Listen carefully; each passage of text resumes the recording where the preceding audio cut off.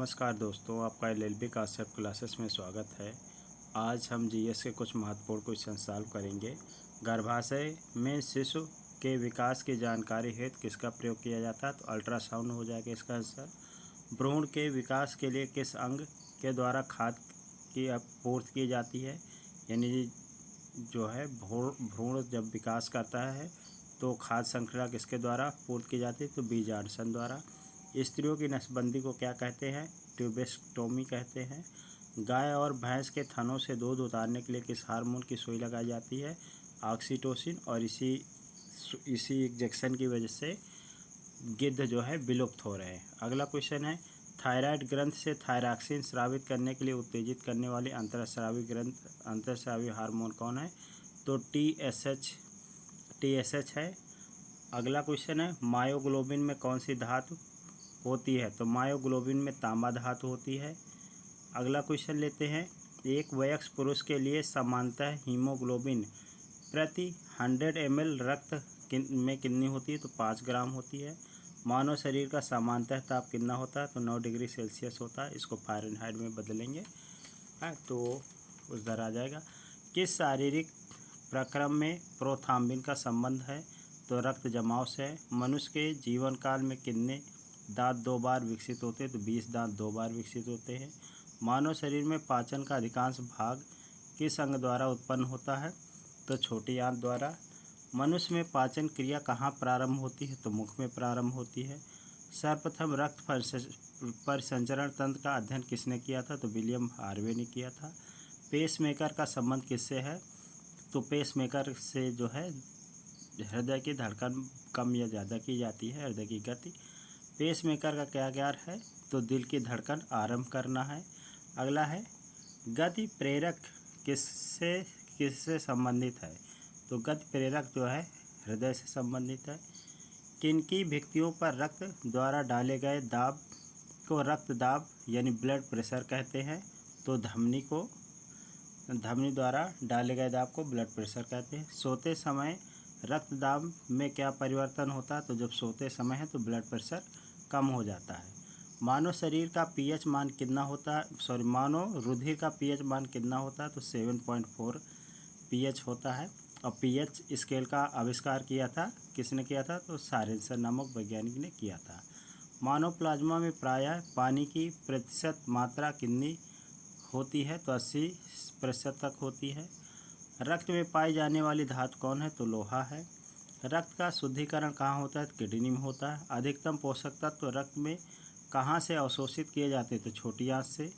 लार में पाया जाने वाला एंजाइम कौन है? तो टाइलिन है।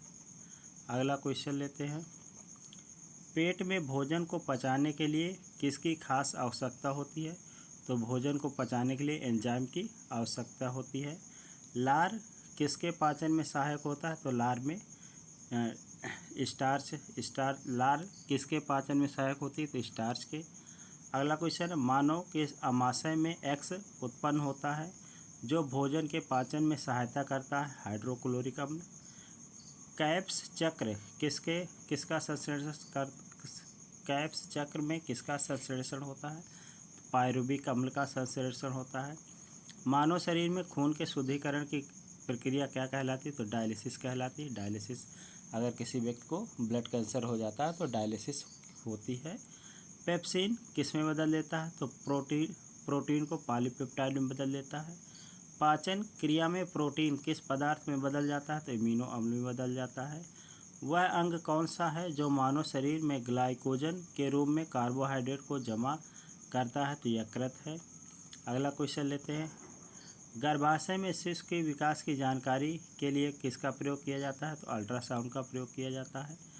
नेक्स्ट क्वेश्चन है, भ्रूण के विकास के लिए किस अंग द्वारा खाद्य की आपूर्ति की जाती है? तो बीजांडसन द्वारा की जाती है। ये पेज हो गया है, फिर भी पढ़ लेते हैं। स्त्रियों की नसबंदी को कहा जाता है ट्यूबेक्टोमी कहा जाता है। गाय और भैंस के थनों में दूध उतारने के लिए किस हार्मोन की सुई लगाई जाती है? ऑक्सीटोसिन। थायराइड ग्रंथ से थायरॉक्सिन स्रावित करने के लिए उत्तेजित करने वाले अंतःस्रावी हार्मोन कौन है? टीएसएच है। मायोग्लोबिन में कौन सी धातु होती है? तांबा होती है। एक वयस्क पुरुष के लिए सामान्यतः हीमोग्लोबिन की मात्रा प्रति 100 ml में कितने ग्राम होती है? 5 ग्राम होती है। मानव शरीर का सामान्य ताप कितना होता है? 9 डिग्री सेल्सियस होता है। किस शारीरिक प्रक्रम में प्रोथाम्बिन का संबंध है? तो रक्त जमाव में। प्रोथाम्बिन एक प्रकार की प्रोटीन है जो ब्लड को क्या करती है? जमा देती है, ब्लड को जमाने में मदद करती है। अगला क्वेश्चन है, सबसे अधिक आयरन किस में पाया जाता है? तो हरी सब्जियों में सबसे ज़्यादा आयरन पाया जाता है, पालक की सब्जी या मेथी की सब्जी में। मूत्र के श्रवण को बढ़ाने वाली औषधि को कहते हैं? डायूरेटिक कहते हैं। टाइफाइड से शरीर का कौन सा अंग प्रभावित होता है? तो टाइफाइड से आंत प्रभावित होता है। पेचिश रोग के लिए उत्तरदायी प्रोटोजोआ है, एंटामीबा है। आँखों की दूरदृष्टि की बीमारी किसके कारण होती है? तो नेत्र गोलक के छोटा हो जाने के कारण।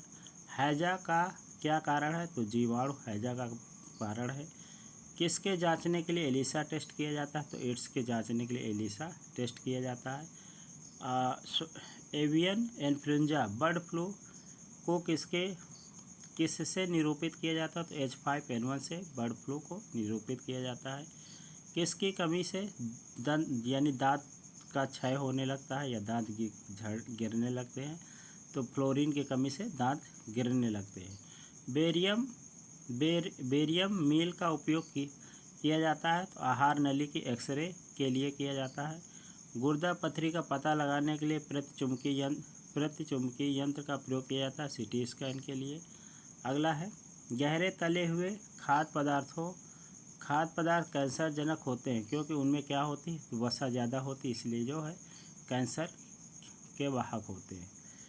किस बाहरी धातु की विषाक्तता यकृत सिरोसिस पैदा करती है? तो कॉपर। मानव शरीर में रक्त की आपूर्ति को क्या कहते हैं? इस्कीमिया कहते हैं या एनीमिया भी कहते हैं, जो कि आयरन की कमी से होती है। अगला है, साइनोकोबालामिन किस विटामिन का नाम है? तो साइनोकोबालामिन विटामिन B12 का नाम है। अगला क्वेश्चन है, विटामिन जो खट्टे फलों में पाया जाता है तथा चर्म को स्वस्थ रखने के लिए ज़रूरी है, कौन सा विटामिन? विटामिन C है। विटामिन C किसका स्रोत अच्छा है, कौन है? तो आंवला। आंवले में सबसे ज़्यादा विटामिन C पाया जाता है। किस विटामिन के कमी के कारण मसूड़ों में रक्त आने लगता है? तो विटामिन C, और विटामिन C का रासायनिक नाम स्कर्वी है। अगला है, विटामिन C का रासायनिक क्या नाम है? रोग स्कर्वी होता है, रासायनिक नाम है एस्कार्बिकम। किस सब्जी से प्राप्त ना होने वाला विटामिन है? तो विटामिन D सूर्य की किरणों से प्राप्त होता है और सब्जियों से विटामिन D नहीं प्राप्त होता। प्रातःकालीन धूप में मानव शरीर में कौन सा विटामिन उत्पन्न होता है? विटामिन D उत्पन्न होता है। मछलियों के यकृत के तेल में किसकी प्रचुरता होती है? तो विटामिन D मछलियों के तेल में पाया जाता है। विटामिन D के सर्जन में क्या पाया जाता है? तो कैल्सीफेरॉल पाया जाता है। विटामिन E का रासायनिक नाम क्या है? टेकोफेरॉल है। विटामिन E किसके लिए महत्वपूर्ण है? तो लिंग ग्रंथियों की सामान्य क्रिया के लिए विटामिन E महत्वपूर्ण है। रक्त स्कंदन में कौन सा विटामिन क्रियाशील होता है? विटामिन K क्रियाशील होता है। मानव शरीर में रक्त का थक्का किस विटामिन से बनता है? विटामिन K के कारण बनता है। मनुष्य के नेत्र के स्वास्थ्य संचालन के लिए किस विटामिन का संबंध? विटामिन A का संबंध है। कौन सा विटामिन पानी में घुलनशील है? विटामिन B पानी में घुलनशील है। विटामिन A की कमी कारण कौन सा रोग होता है? तो नाइट ब्लाइंडनेस होता है। अगला है, छिली हुई सब्जियों को धोने से कौन सा विटामिन नष्ट हो जाता है? तो विटामिन C नष्ट हो जाता है। गोल्डन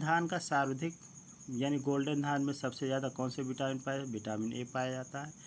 जीव विज्ञान शब्द का प्रयोग सर्वप्रथम किसने किया था? तो लैमार्क तथा ट्रेवियस ने किया था।